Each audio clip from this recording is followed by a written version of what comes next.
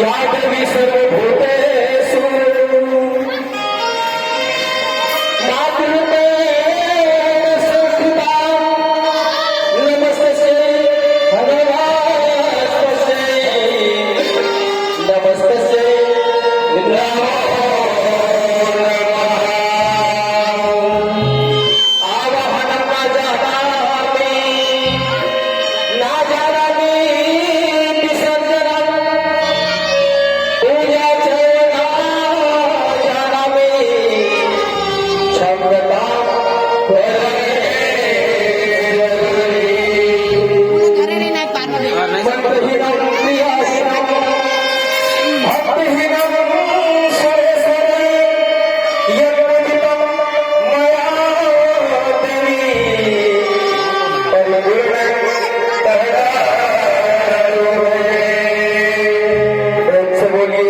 आदिशक्ति दुर्गे मैया की आदिशक्ति महामाया की गुरुदेव महाराज की श्री विद्या बाबा महाराज की माई जैसे में सुनैया सबे गाई दीदी भैया बहनी असर सकवादी आप सकवा हमर जय गुरुदेव बाबा आका से पाजा बैठा के वास्ते सादा सदा प्रणाम है। अब सर्वप्रथम आदिशक्ति माँ जगत जननी जगदम्बा के चरण कमल माँ ये भजन रूपी श्रद्धा सुमन समर्पित है। दुर्गे मैया की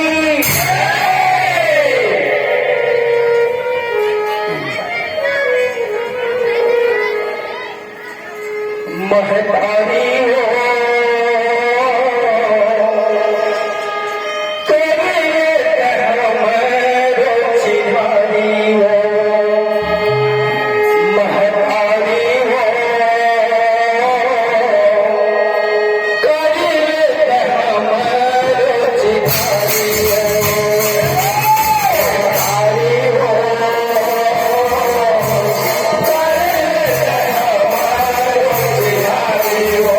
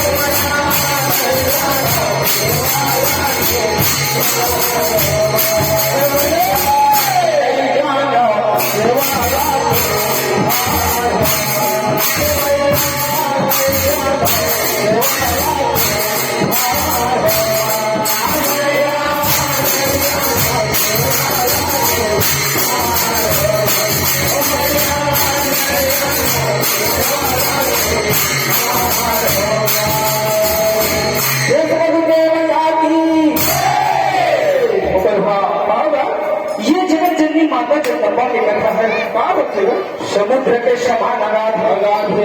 लेकिन कथा का वर्णन वो 1000 वाला शेष नाग नहीं कर सकेगा तो हम अपने बुद्धि वाला मनुष्य होकर कहाँ करके कथा का वर्णन कर सकूं नहीं सकेगा कथा प्रसन्न होकर तो आगेगा देवी द्रौपदी के तीजा उपासना कथा होगा समुद्र के मैया की हसपिया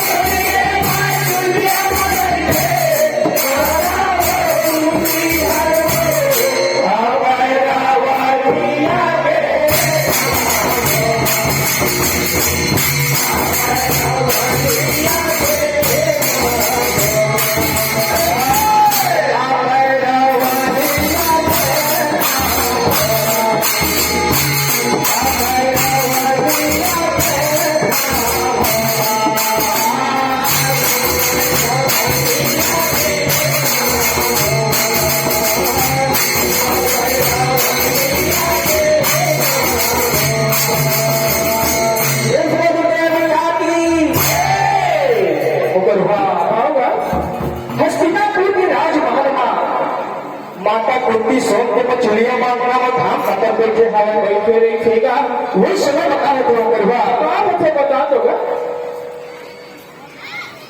ईश्वरी बाई और राम स्वरूप कश्यप से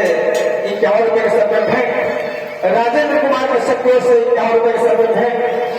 टिंकू साहू से 21 रुपए का सर्वेंट है मोहन कश्यप की ओर से 31 रुपए के सप्रेम भेंट, मनीष पान के 5 सेंटर की ओर से 28 रुपए के सप्रेम भेंट और इशिका साइना और साची की ओर से 28 रुपए के सप्रेम भेंट। माता जी हर सब की मनोकामना पूर्ण करे, उन्होंने कुल परिवार सुरक्षित रखा है और रूपेश्वर कंप्यूटर सेवरिया के द्वारा 51 रुपए के सप्रेम भेंट जी उन्होंने कुल परिवार सुखी रखा है और सुल्तान कश्यप सरपंच की ओर से 101 रुपए के सप्रेम भेंट और नंदी गुड्डू की ओर से 11 रुपए के सप्रेम भेंट। माता जी भैया मन की मनोकामना पूर्ण करे। सुनके कहीं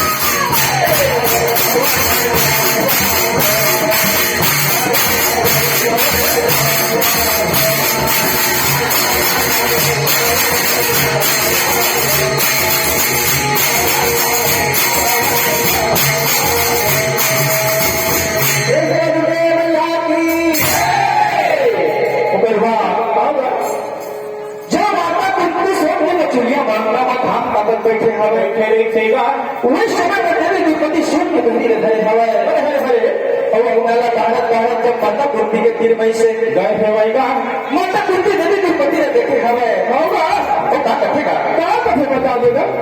ऐसे दुनिया में आती